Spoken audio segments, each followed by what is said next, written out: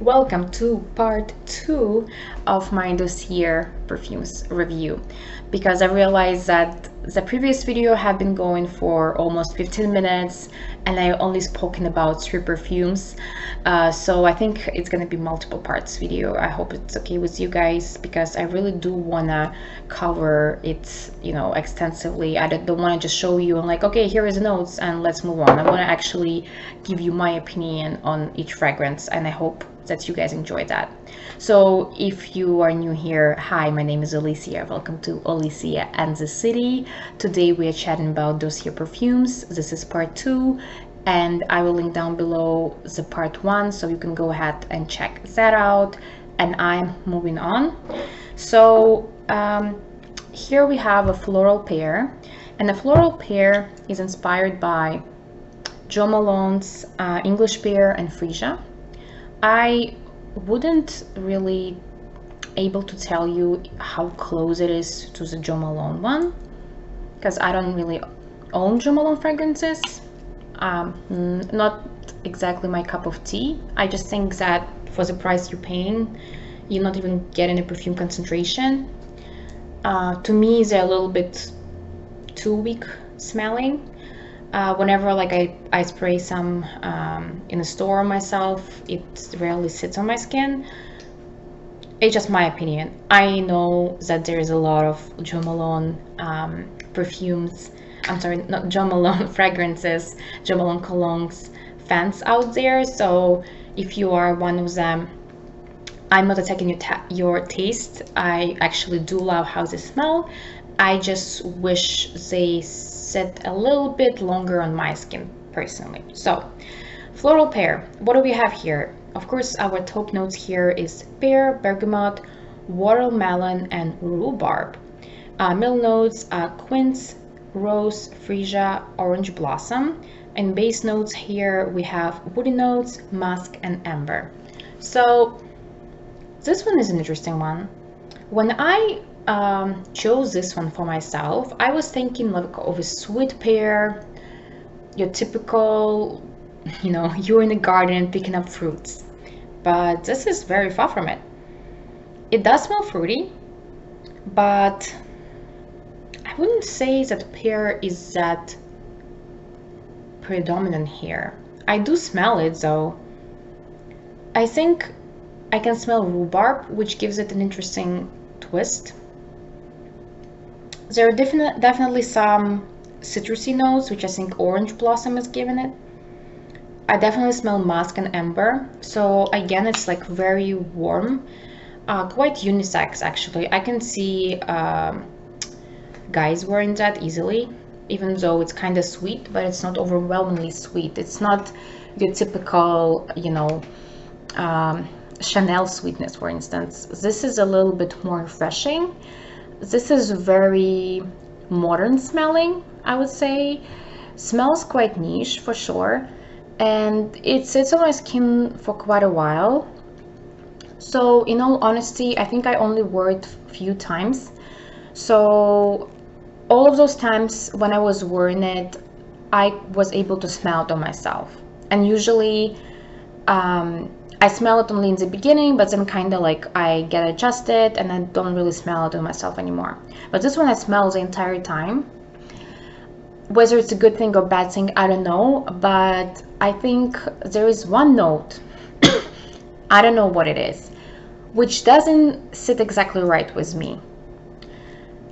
I don't hate it. I'm still gonna wear it. It's just, it's like it gets into your conscious, and whenever like I'm working and doing my stuff, running around, I don't really want to think about what perfume I'm wearing all the time. I just want to have it. I like when I'm wearing something and people ask me, oh, what are you wearing? What is this perfume you're wearing? And it takes me a minute to actually register that, oh yes, I am wearing a perfume today and this is a perfume I'm wearing. This one, it's like it just takes my mind. I don't know. So yeah, it's quite captivating in that sense. If you don't mind that, go for it. That's what I have to say about this one. And then another one is inspired by Jo Malone as well, which I showed you before in my previous video. And as you can see, I'm using it a lot. I've been using it the whole summer pretty much every day. I'm obsessed with it. I love it. It's just, you know, sometimes you find something which you don't really think you would like, and it just works so greatly for you that you can put it down. And that's what happened with this perfume. I just love how it sits on my skin. I love how it opens up. That's why I've been wearing it so much, and I think it's just perfect for like spring summer season. So here we have top notes of blackcurrant and green leaves, middle notes of honey and nectarine, and base notes of peach and vetiver. I still didn't learn how to pronounce that word. I'm so sorry. But it's exactly what it says it is. It is honey with some peach. I don't know if it's like peach or something else, but it's definitely fruity. It has a little bit of a freshness to it. So again, it's like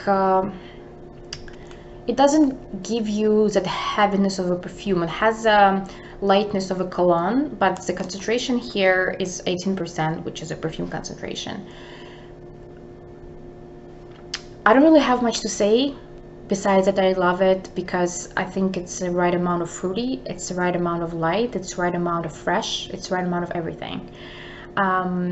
I probably will continue wearing it throughout the year, even in winter, but it definitely gives me like that summer light-hearted mood for sure. Okay, and moving on, the third for this video will be this Floral Peony. Yes. This is Chloe. This is Chloe in a bottle. I love Chloe fragrance. It's just such a staple. It's so classical. I mean, if you never smelled Chloe, I don't know which planet you've been living on, but I don't think it ever goes out of style, ever. And the interesting part about it, so I only have Chloe Love, so I don't have original Chloe, even though Chloe Love is kind of similar in notes to original Chloe, but I couldn't really compare like exactly. And one day I went to the doctor's office and medical assistant, she said, oh my god, she said, you were my favorite perfume. I said, oh, do I? Because again, I couldn't smell myself. I don't remember what I put in the morning.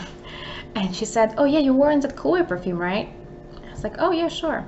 But I really was wearing this one, which is crazy because $29, guys, like, can't beat that. And again, I couldn't really smell it to myself, so I thought, yeah, like it's probably already evaporated by the time I got there. But it didn't, because people around me could smell it. And then I went to magazine store, and the salesperson at the register kept asking me, oh my god, what is that fragrance you wearing? What is the fragrance you wearing? It smells so good, like it smells very flowery. What is it? What is it? and I was like, I guess it's a Chloe fragrance. So I don't know, like I'm not really embarrassed by wearing Dossier perfume, but I think for people to kind of, you know, when they're looking for some recognition of a fragrance, I think they're looking for that reference to Chloe, right? So in terms of notes here, we have Peony, Lychee, Lily as our top notes. Middle notes are Rose, Magnolia, and Freesia. And base notes are musk, cedarwood, and honey. If you know what Chloe smells like, you already know what it smells like. If you don't know, it's a very beautiful white floral. It's like a beautiful woman in a white dress on a field picking up flowers, running in the fields. That's what it smells to me like.